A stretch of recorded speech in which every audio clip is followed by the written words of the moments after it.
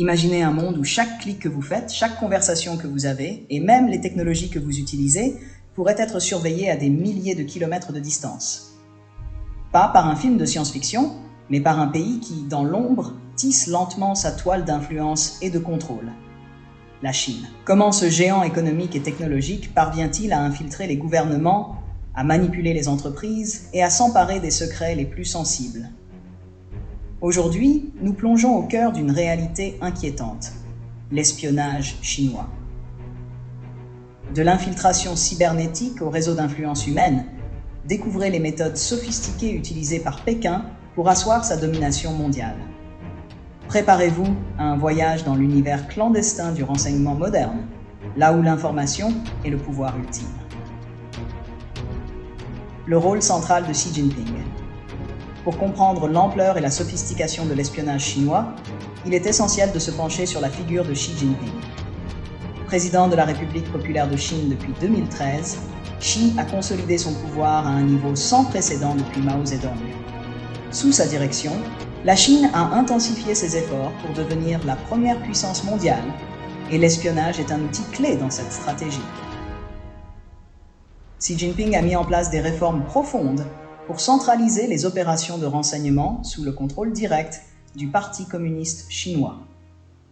En 2015, il a créé la Commission nationale de sécurité, une structure qui place l'espionnage, tant intérieur qu'extérieur, au cœur de la stratégie de sécurité nationale.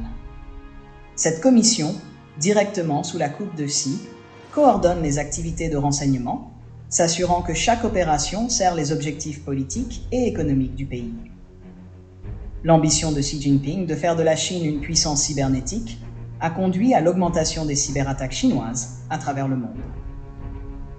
Il voit le vol de la propriété intellectuelle et des secrets d'État étrangers comme un moyen légitime de renforcer la Chine. Cette approche agressive a façonné les opérations d'espionnage à une échelle inédite, impliquant tous les niveaux de la société, des hackers d'État aux entreprises privées. Pourquoi la Chine espionne-t-elle? Avant de plonger dans les méthodes, il est crucial de comprendre pourquoi la Chine s'engage dans des activités d'espionnage à l'échelle mondiale. La Chine, avec sa position de deuxième puissance économique mondiale, est en quête de domination technologique et économique. Pékin veut non seulement protéger ses intérêts nationaux, mais aussi dépasser les États-Unis et les autres grandes puissances dans des domaines stratégiques comme l'intelligence artificielle, la cybersécurité, la 5G et même l'aérospatiale. Pour atteindre ces objectifs, la Chine a mis en place une vaste machine d'espionnage, mobilisant des milliers d'agents, de chercheurs, de lobbyistes et d'entreprises pour recueillir des informations sensibles à l'étranger. Ce n'est pas seulement une question de voler des secrets, c'est aussi une question de pouvoir, de stratégie et de domination à long terme. Sous Xi Jinping, cet espionnage est devenu un pilier de la politique étrangère chinoise, intégrant des tactiques variées allant de l'espionnage industriel à la manipulation politique. Comment la Chine espionne, les méthodes utilisées. 1. Le cyberespionnage, le fer de lance. La première méthode, et probablement la plus redoutable, c'est le cyberespionnage. Pékin a perfectionné l'art de l'infiltration des systèmes informatiques étrangers.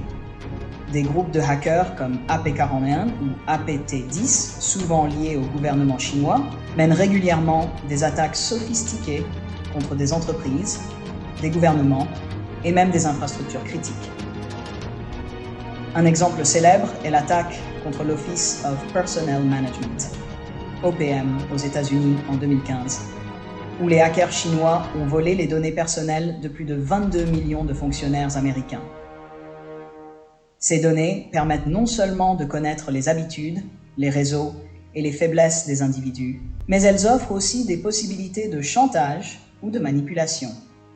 2. Les espions humains, l'infiltration à l'ancienne. Malgré l'essor des technologies, les espions humains restent un outil crucial pour la Chine.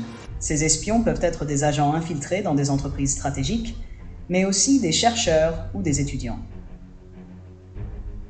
Les étudiants en doctorat sont particulièrement précieux. En 2020, un incident majeur a révélé que Tang Wan, une chercheuse chinoise aux États-Unis, avait omis de déclarer son lien avec l'armée chinoise sur sa demande de visa. Elle avait accès à des recherches sensibles dans le domaine de la biotechnologie.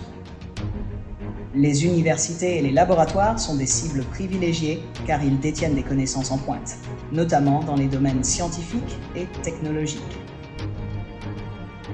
3. Les entreprises sous influence, quand le business sert de couvercle. La Chine utilise également ces entreprises pour infiltrer les marchés étrangers. Huawei, le géant des télécommunications, est souvent au centre des accusations.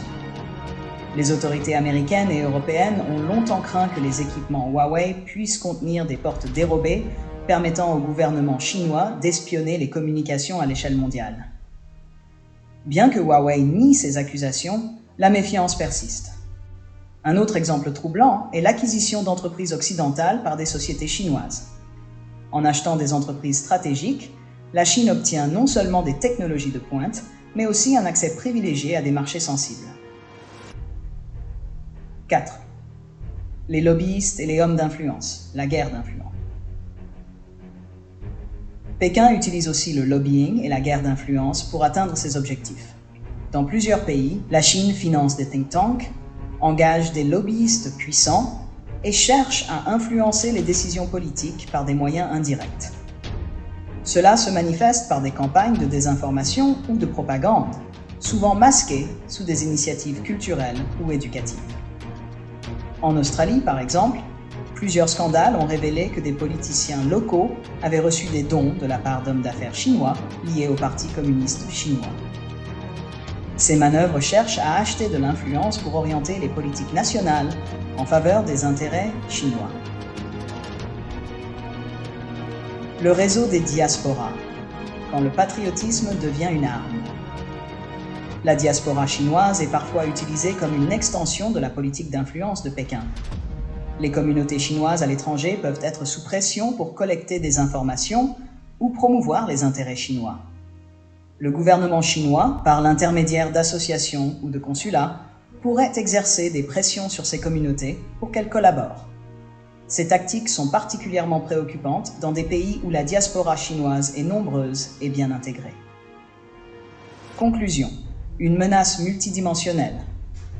L'espionnage chinois est une menace complexe et multidimensionnelle, qui mêle technologie, infiltration humaine, influence économique et guerre d'influence. Pékin utilise toutes les méthodes à sa disposition pour avancer ses pions sur l'échiquier mondial. Sous Xi Jinping, ses efforts se sont intensifiés, intégrant une stratégie globale visant à affirmer la domination chinoise sur la scène internationale. Cette vidéo n'a pas pour but de diaboliser la Chine, mais de mettre en lumière une réalité géopolitique que nous ne pouvons ignorer.